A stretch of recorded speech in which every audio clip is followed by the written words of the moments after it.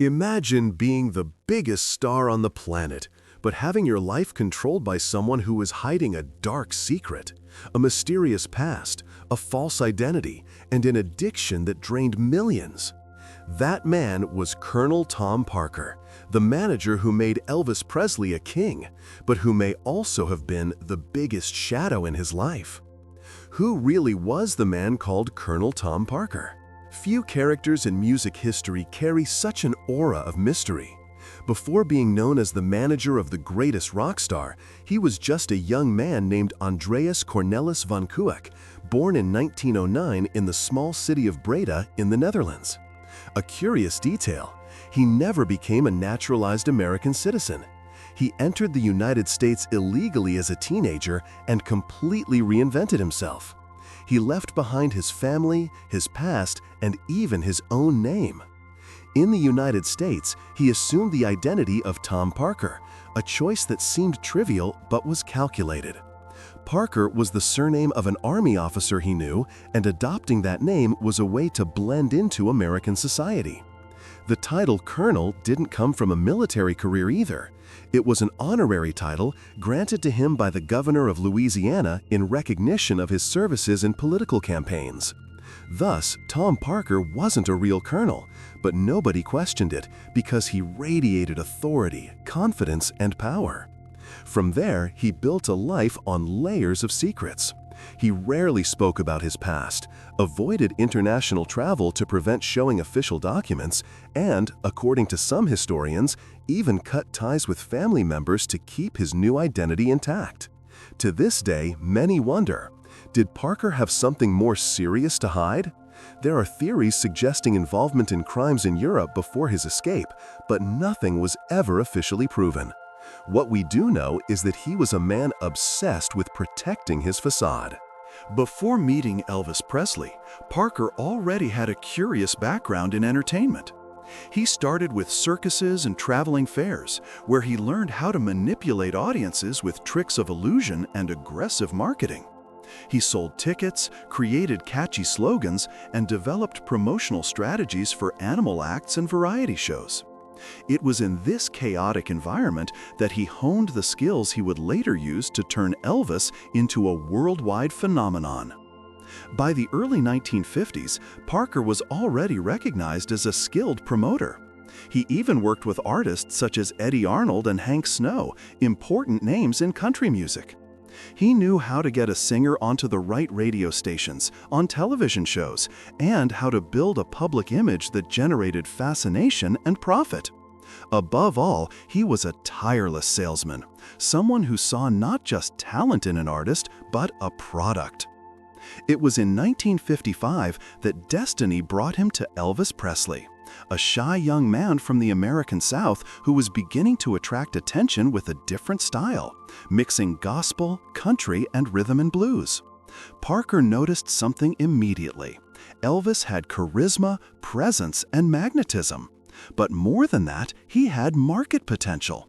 He didn't just see a promising singer, he saw a brand that could be exploited on a national and perhaps global scale. The following year, Parker officially became Elvis's exclusive manager. His first move was securing the contract with RCA, which gave Elvis his first big hit with Heartbreak Hotel. That was the beginning of a partnership that would change not just the life of the young singer, but music history forever. Colonel Tom Parker was, in essence, a man of contrasts. On one hand, a marketing genius who knew how to turn artists into legends. On the other, a mysterious figure who hid his true origins and always seemed to move between brilliance and manipulation. And this raises the big question. Did Parker just want to be Elvis's manager, or did he want to be the absolute architect of his career, controlling every step, every decision, and every penny? At first, Tom Parker seemed like just an ambitious manager who believed in Elvis's talent. But soon it became clear that he had much bigger plans. What Parker built wasn't just a career, it was a true cultural and financial empire. And along with that empire came controversial decisions, questionable deals, and a relationship that still divides critics and fans today. One of Parker's trademarks was his ability to turn Elvis into a product. He pioneered the use of music merchandising. For Parker, it wasn't enough to sell records. Elvis's image had to be on everything possible. T-shirts, autographed photos, buttons, necklaces, toys, anything that could carry the singer's name or face became an opportunity for profit. Records show more than 1,500 different licensed products just at the peak of Elvis's career. A curious detail: Parker didn't just sell items for devoted fans. He also created products with phrases like, "I hate Elvis." For him, even rejection could be turned into money. This pragmatic, almost cynical view showed that Parker didn't see Elvis only as an artist, but as a cultural phenomenon to be exploited from every angle. Another controversial decision was his commission. Normally, a manager took between 10% and 15% of an artist's revenue. Parker demanded 25% from the start. And over time, he got even more. In areas like merchandising and live shows, he took a 50-50 split with Elvis. In other words, half of everything the King of Rock earned went straight into the Colonel's pocket. Many historians consider this one of the most abusive contracts in music history. And it wasn't just about finances. Parker also had enormous influence over Elvis's artistic choices. During the 1960s, he steered the singer's career toward Hollywood films. Elvis made 31 movies in total, many with simple plots and forgettable songs. From a business standpoint, it was a success. The movies sold tickets, soundtracks, and kept Elvis constantly in the spotlight. But artistically, they limited his potential.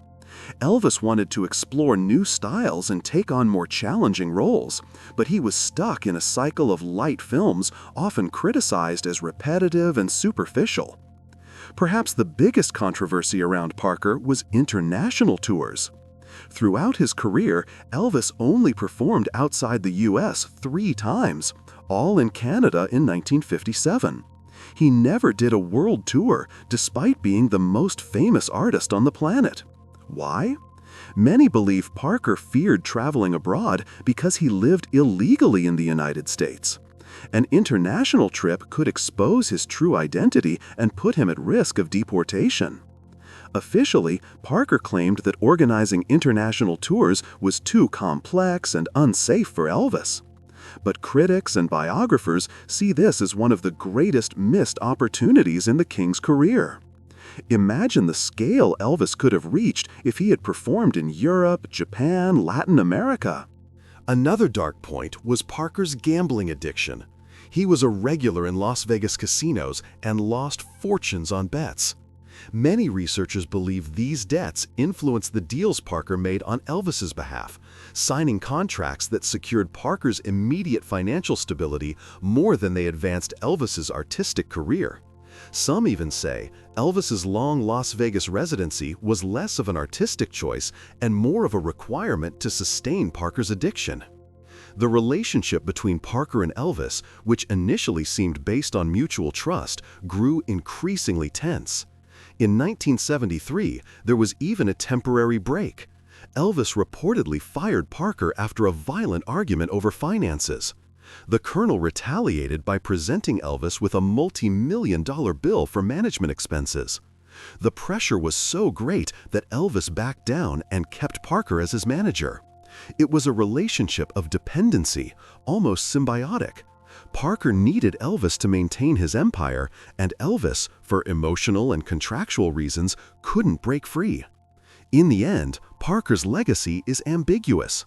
He turned Elvis into one of the most profitable and recognizable figures of the 20th century, but at the cost of limiting his creative freedom and perhaps contributing to the burnout that led to his collapse in the 1970s. Elvis Presley's death on August 16, 1977, marked not only the end of a musical era, but also the beginning of intense scrutiny over Colonel Tom Parker's role. Until then, he had been seen as the manager who discovered, promoted, and made Elvis a legend. But after the tragedy, the shadows of his management became increasingly clear. In the years following Elvis's death, Parker tried to keep his central role in Presley-related business. He continued negotiating licensing deals, tribute shows, and products exploiting the king's image. But things changed. Priscilla Presley and the lawyers managing the estate began questioning the contracts Parker had established over the years. Audits revealed that many deals were deeply unfavorable to Elvis while disproportionately enriching the Colonel. Investigations showed Parker had taken absurdly high percentages in several areas, sometimes pocketing half the profits from merchandising and even from some shows. For the estate's lawyers, this wasn't just immoral, it was a violation of good business practices. In 1983, after a lengthy legal process, Parker was officially banned from any involvement with Elvis Presley's estate. It was the end of a decades-long relationship, a rupture that exposed the Colonel's darkest side to the public. But the story didn't end there. While Elvis solidified as an eternal cultural icon, Parker faced his own decline. He was already suffering from health issues, including diabetes and gout complications, which limited his mobility. At the same time, his casino debts and the loss of control over Elvis's business left him in a far less comfortable financial position than many imagine. The man who had managed billions in revenue over decades died on January 21, 1997 in Las Vegas, leaving behind a relatively modest estate. And so the questions remain, still dividing scholars, fans, and biographers. Who really was Colonel Tom Parker? For some, he was the marketing genius who enabled Elvis to reach unprecedented levels of fame and fortune. Without Parker, Elvis might have been just another talented Southern singer. For others, Parker was a manipulative exploiter who sacrificed the king's art and health for profit, limiting his career and contributing to his early downfall. Curiously, more recent studies on Parker suggest the truth may lie somewhere in between. Biographer Peter Guralnick, for instance, points out that Parker also had a protective side. In letters and documents, he sometimes appears as someone trying to shield Elvis from external pressures, attempting, in his own way, to keep him safe amid overwhelming fame. This doesn't absolve him of abusive practices, but it shows his figure cannot be reduced to a simple villain. Therefore, Parker's legacy is marked by ambiguity. He was the architect of the Elvis Presley empire, but also a symbol of a music industry system that often exploits its artists to the limit. His life reveals not just the backstage of the King of Rock's career, but also the dilemmas of an era when fame, money, and power were inseparably intertwined. In the end, Colonel Tom Parker remains a character wrapped in both light and shadow. A man who turned a shy young singer from Memphis into the greatest cultural icon of the 20th century, but who also carried secrets, addictions, and choices that stained his own reputation. An enigma still debated today. Was Parker the visionary genius without whom Elvis would never have become king, or the manipulator who trapped the artist in a golden cage? The answer may never be definitive, but it is precisely this mix of brilliance and darkness that makes his story so fascinating. And so we come to the end of this journey into the enigmatic life of Colonel Tom Parker, the man who shaped, limited, and immortalized Elvis Presley.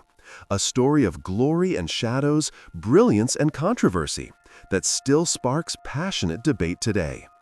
If you enjoyed this deep dive into the past and want to keep exploring fascinating stories from the world of music and beyond, don't forget, subscribe to the channel, turn on the notification bell so you won't miss any new episodes, and leave your like. It really helps our work. Share this video with friends and family who are also interested in culture, history, and behind-the-scenes mysteries.